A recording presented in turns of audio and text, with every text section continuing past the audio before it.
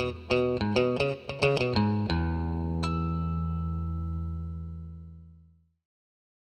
everyone, and welcome to another one of our videos. Today I'm going to be doing a full rear brake replacement as far as the disc brakes and pads go on this 2002 Lexus GS300.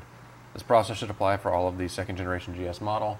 And again, we're going to be doing the rear brake rotors and the rear brake pads. I'm going to be using Brembo rotors, Brembo part number 08A03811. I really like these Brembo rotors, the ones that are coated at least. They're really good quality ones, and that's what I'm running on the front of this car as well. And as far as the pads go, I'm going to be using Akebono ACT771. These are just kind of their standard ceramic disc brake pads. And if I am correct in saying this, I believe that these are the OE supplier to Toyota for this particular vehicle. So these should, in theory, be pretty much exactly the same as the original pads on the vehicles. This should be a pretty simple process. And again, it's just going to be a pretty normal brake job. We'll just show you how to get it done. So we'll head on over to the vehicle, show you how to take the brake caliper off, take the pads out, do the full rotor replacement, and go through the entire process. So we'll head over to the car and show you where we're going to get started. Alright, so we have the wheel off the vehicle and we're ready to remove the brake caliper. And in order to do that, we're going to actually remove the pads and the pad hardware first. So I want to go over how this is set up and kind of what approach we're going to take, and we'll dive into the individual parts of it. So you've got your brake caliper here, you've got your pads sitting inside the caliper, and you've got your pad retaining pin, retaining clips, and everything along those lines. That's all the pad hardware. And then you have the caliper actually bolted to the spindle itself, which you can see I have a wrench sitting on one of the bolts that holds the caliper on. The second one's up here, 17 millimeter.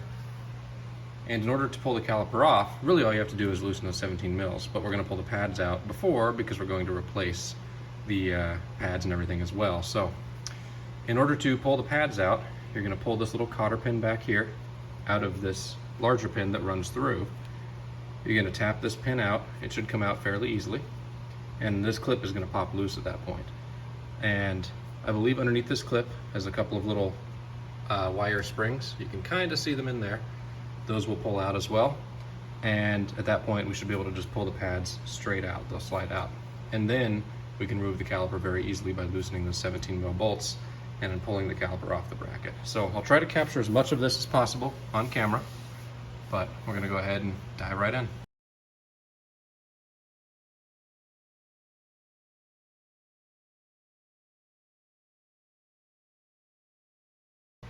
Alright, so as you just saw, pads come out pretty easily. I had to figure out how to fiddle with the clip mechanism, and actually the clip on this particular instance, or the main large kind of plate spring, what I did was I took a little small screwdriver and pried it up, and it kind of pops it loose. The pin has in the center a recessed area, an area that's turned down, and that latches in with that spring, so it seems like it just kind of pops loose and you're able to pull that free. Pull the pin free, I should say.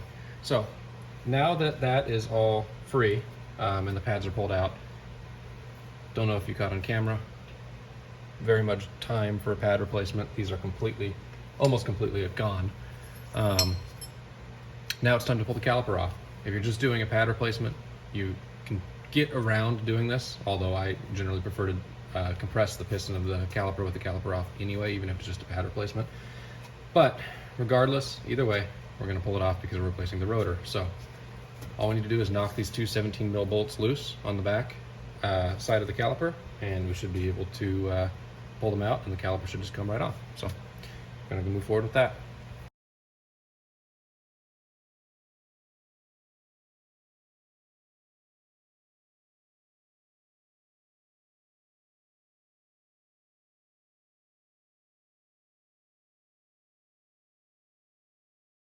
Alrighty, so as you can see, I've got the caliper hung up on a little caliper hook, just hooked it on the spring like I normally do. And this is now removed. We're ready to move on to pulling the rotor. I'm going to move the camera around to the front side so you can see what I'm talking about as we go through some of this. But it should be a pretty straightforward process. Should be being the key word, but as long as you live in a somewhat non-rusty area, you should be pretty straightforward. Pulling these off in a rusty area can always be a crapshoot because of corrosion. So I'm going to move on over to the front and show you what's up. All right, so now we're looking at the front of the rotor here, and we're ready to go ahead and remove it. Now, like all OEM Toyota rotors, which this one is, as well as the nicer aftermarket rotors. You have two jacking screw points right here and right here. These are M8 by 1.25, and all you need to do to pull the rotor off, as long as it's not so corroded that it's completely stuck to the hub, is utilize an M8 by 1.25 bolt and a ratchet to basically screw into each one of these holes. You might need to alternate back and forth, and remove the rotor. It pushes the rotor off of the hub. Super simple, super straightforward. I highly recommend not buying any rotors that don't have this feature built into them, because the next time you go to remove them, it's going to be a potentially nightmarish process, and you might need to use a rotor puller and some other specialty tools which make the job very not fun. Now, weirdly, there's a plug, a rubber plug from the factory in this rotor right here. It's literally just a rubber plug with nothing behind it. It's not like a rotor holding screw or anything like that. So just something strange. If there's the spot to transfer it over onto the new rotor, I will. Otherwise, it'll stay with this old one. So I'm going to go ahead and do this part as much on camera as I can. Can't promise the best angles or anything, but we'll go ahead and cover this.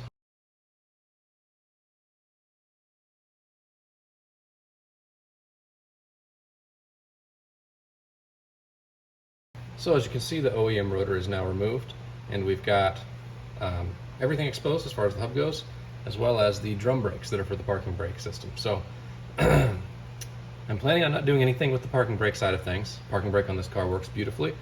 I see no reason to mess with the system, because the shoes on the parking brake system basically don't get used, at least to my understanding. So as long as the new rotor fits over and everything, no problem, which it should in theory, nothing's going to get messed with as far as this goes. So what I'm going to do next is go ahead and test fit the new rotor, make sure everything's good to go there, and then we'll move on to cleaning up the hub and reinstalling everything.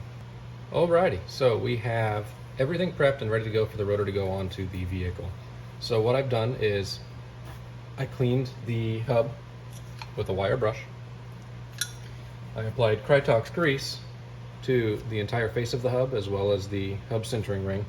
That is my form of anti-seize. I like to use it because it's very chemical resistant and won't wash off with wheel cleaners, as well as being totally inert and a lot less messy than traditional anti-seize that gets everywhere and turns you into the Tin Man.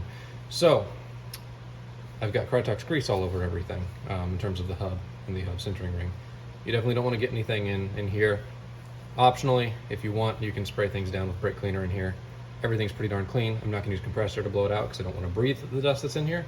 I don't have any brake cleaner on hand to clean in there, so that's going to be left alone. It's not in bad shape.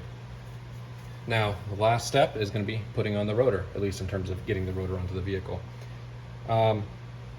Really, pretty darn simple process. You're just going to slide it into place. I like to align, you can see the witness marks from the jack screw holes.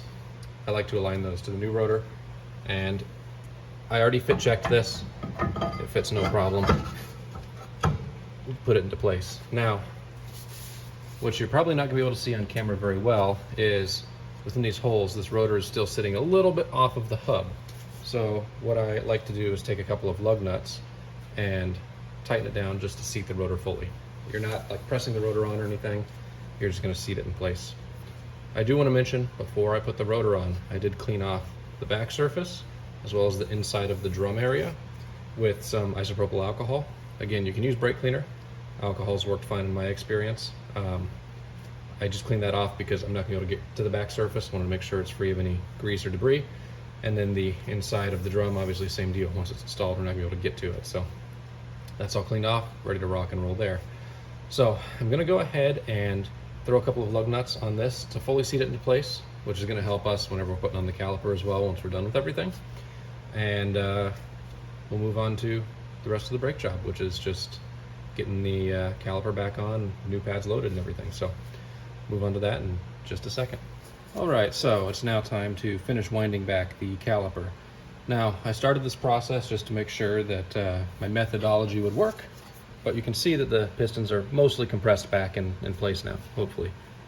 They were sticking out quite a bit further, probably about 1/4 of an inch at least on either side. What I did was I took just a normal little woodworking clamp, like so.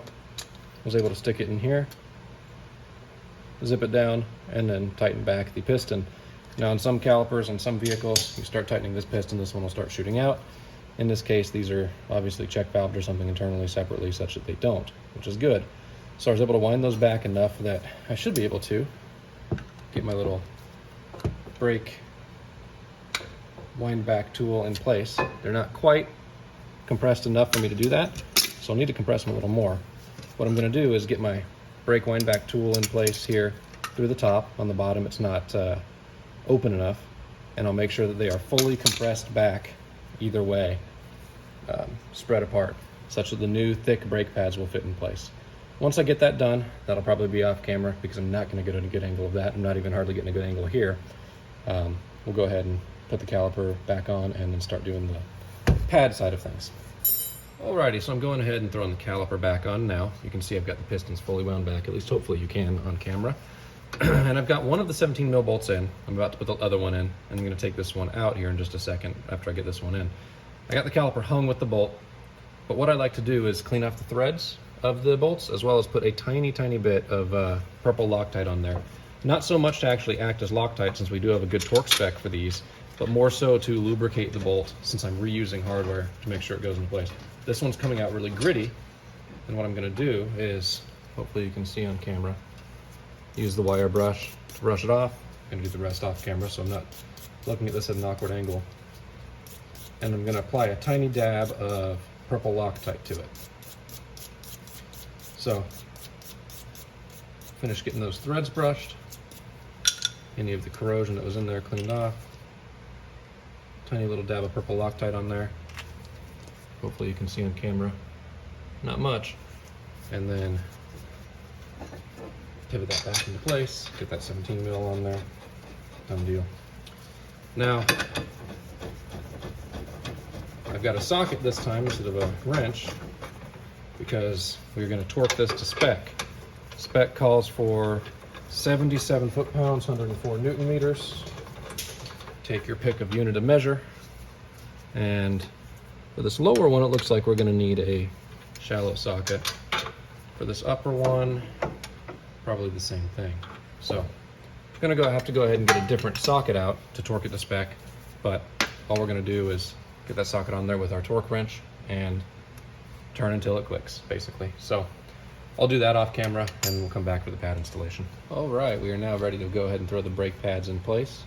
With these pistons pushed all the way back, we should be able to just slide them in place, which we are.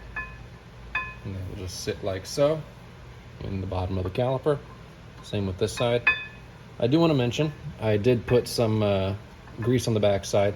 I didn't have any of your typical brake pad moly grease. I went ahead and threw some Krytox grease on the back of these as well. It's rated to the temperatures that these brakes will see, so shouldn't be any issue there. Now, in order to reinstall the springs, it's a little bit of a process, but it shouldn't be too bad. We have these springs that hook around in here and kind of push into place down underneath these little tabs.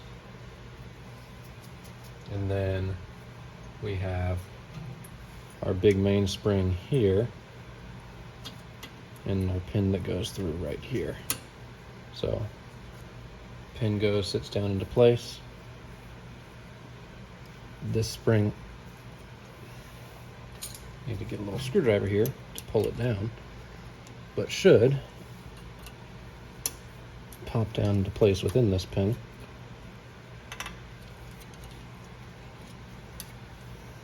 Might be easier said than done. It might be easier actually to push the spring down and push the pin in that way as opposed to doing what I just did. Let's see.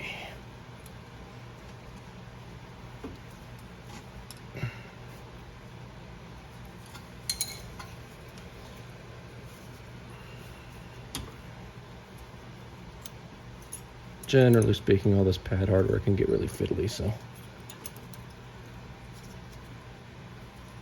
we'll take our time, make sure we get this right.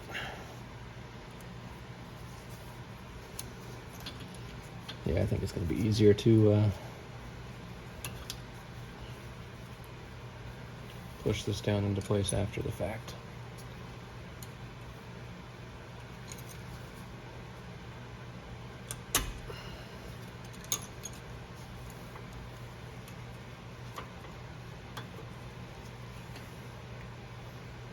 Possibly just with a little pry bar. We'll see if that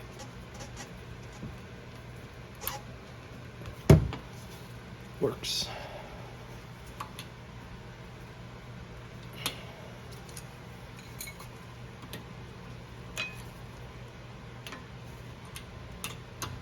Yep, there we go.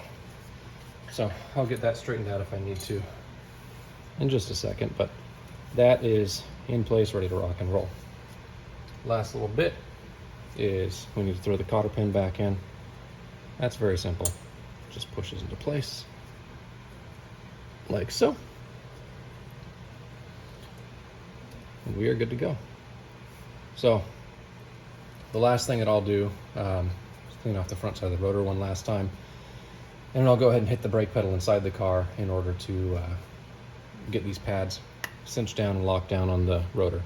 I'll also make sure that the parking brake function works as well. I'll do all that off camera, but at this point, outside of putting the wheel back on, you're done. The brake job, as long as you do the cleaning process and just double check that all the functions work, and if everything works successfully, that's a successful brake job complete, at least on one side. Obviously, you're going to need to repeat the exact same process on the other side. So, pretty simple process overall. My biggest struggle in this whole thing was actually getting a wheel spacer off that was seized onto the rotor and hub prior to even really starting the actual brake job. So, very smooth, very easy process. Let me know down in the comment section if you have any questions, as well as if you have any thoughts or anything along those lines. And with that, I want to thank you all for watching, and I hope to see you in the next video. Take care.